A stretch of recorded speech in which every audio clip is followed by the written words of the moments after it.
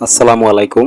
আজকে আপনাদেরকে দেখাবো হচ্ছে কিভাবে এই 37 ভোল্টের এই এলইডিটি কারেন্ট গেলেও জ্বলবে সেটা।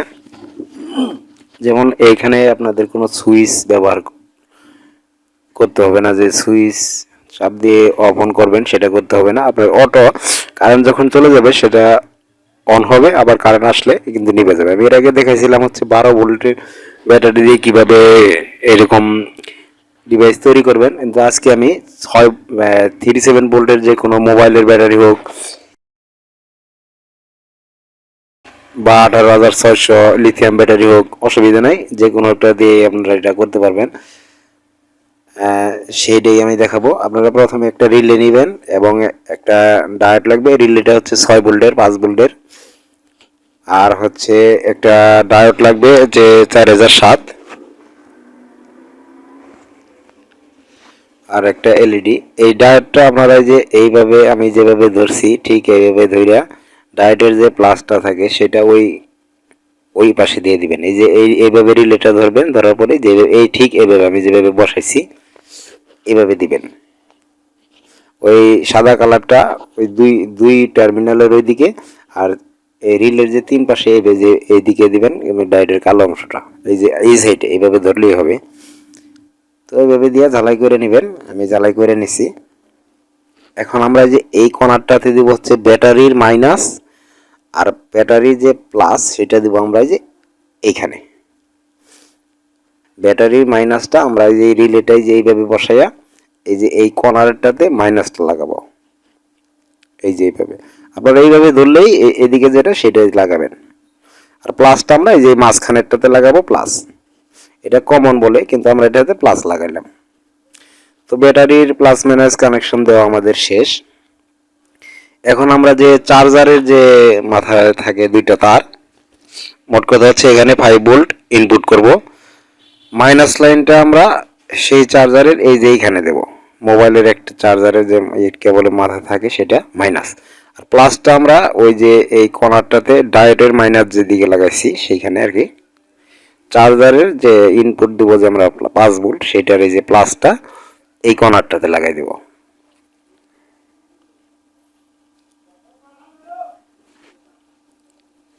আপনারা এইভাবে করে দেখবেন 100% কাজ করবে। আমি যেভাবে করছি ঠিক এভাবেই। তাছাড়াও আমি ডায়াগ্রাম তো দেবই। এই যে এখানে দিছি ব্যাটারি মাইনাস, আর মাঝখানের পয়েন্টটা দিছি ব্যাটারি প্লাস, আর এখানে আরেকটা দিছি চার্জারের মাইনাস আগে এই ব্যাটারি লাইনটা, আর এই চার্জারের মাইনাস দিছি। এই মাইনাস সবগুলো একত্র করছি, আর প্লাস লাইনটা চার্জারের ইনপুট যেটা করবো আমরা সেটা দিছি এই কর্নারেরটাতে, এই যে। আর এই যে এইটানে এইখানে দিবেন হচ্ছে আউটপুটের প্লাস এলইডির, আর এখানে মাইনাস। মাইনাস সবগুলাই আমরা একত্র করছি, এখানে মাইনাস আর ওই কর্নারটাতে প্লাস আউটপুটের লাইন।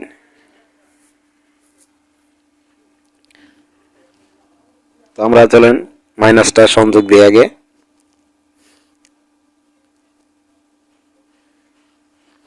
এখন আমরা প্লাসটা সংযোগ দিব ওই যে কর্নারেরটাতে। এক কথায় সবগুলা মাইনাস আমরা একত্র করব, এক জায়গা থেকে নিলে সমস্যা নাই। আচ্ছা, এখন এলইডির মাইনাসটা আমরা লাগছি যে এইখানে, এলইডির প্লাসটা লাগাইলেই আমাদের কাজ শেষ। তো চলুন আমরা এলইডির প্লাস লাইনটা লাগাই।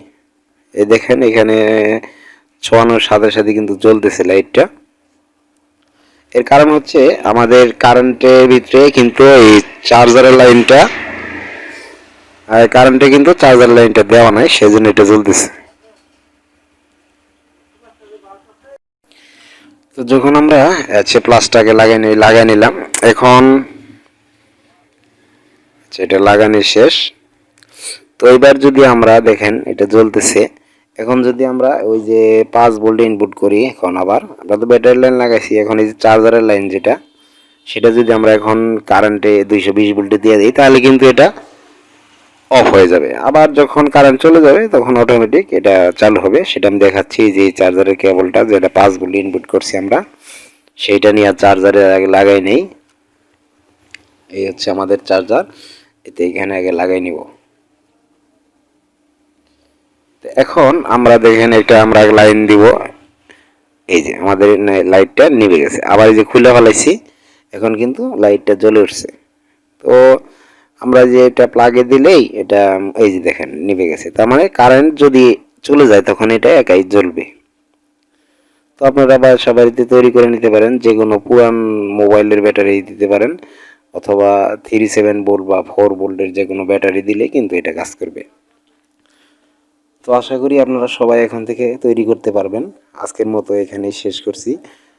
সবাইকে ধন্যবাদ, আর আমার চ্যানেলটা সাবস্ক্রাইব করে দিন। আল্লাহ হাফেজ।